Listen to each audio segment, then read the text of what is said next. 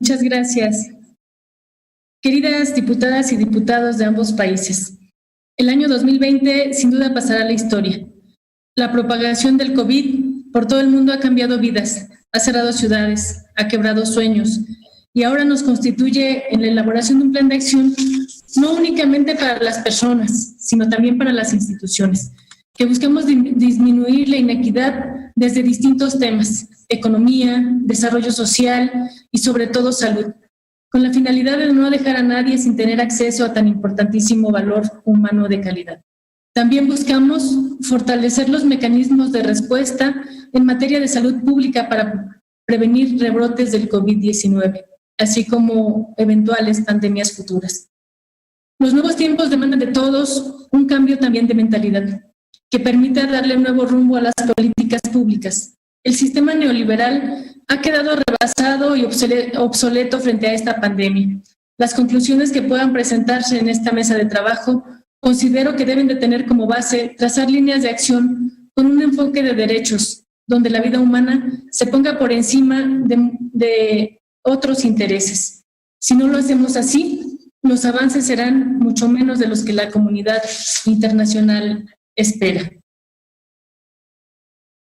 En el tema de salud en México el gobierno mexicano ha actuado de manera responsable para dar respuestas rápidas ante esta pandemia. Dentro de estas acciones se tomaron las siguientes.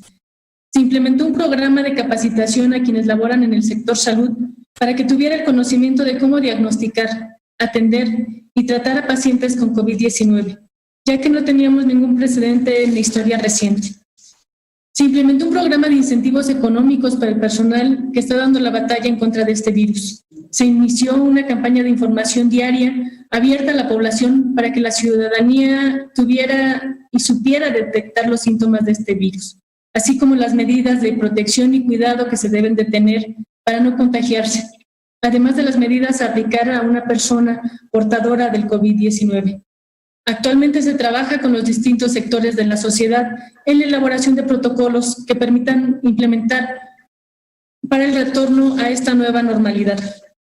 Otro de los principales retos para la agenda de esta legislatura, de acuerdo a la nueva normalidad que estamos viviendo, será el funcionamiento de la vida parlamentaria durante y después del COVID.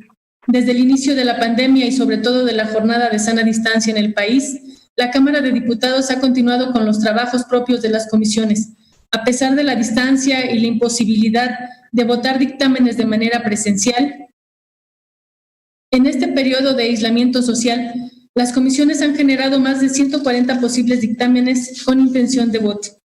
Sin embargo, aún no es posible realizar el voto a distancia por parte de los legisladores, de tal suerte que el pasado 30 de junio vivimos en la Cámara de Diputados por primera vez una votación presencial con nuevas medidas.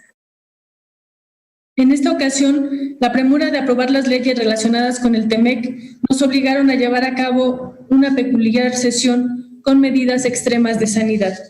A pesar de que distintos grupos parlamentarios han presentado iniciativas para legislar el llamado voto a distancia, aún no contamos con un dictamen o con una clara intención de llevarlo a cabo, por lo que consideramos que esta debe de ser una de las prioridades de la agenda legislativa. Adicionalmente, debido al contexto de la pandemia y sus consecuencias económicas, se han presentado diferentes iniciativas encaminadas a mitigar y contrarrestar sus efectos.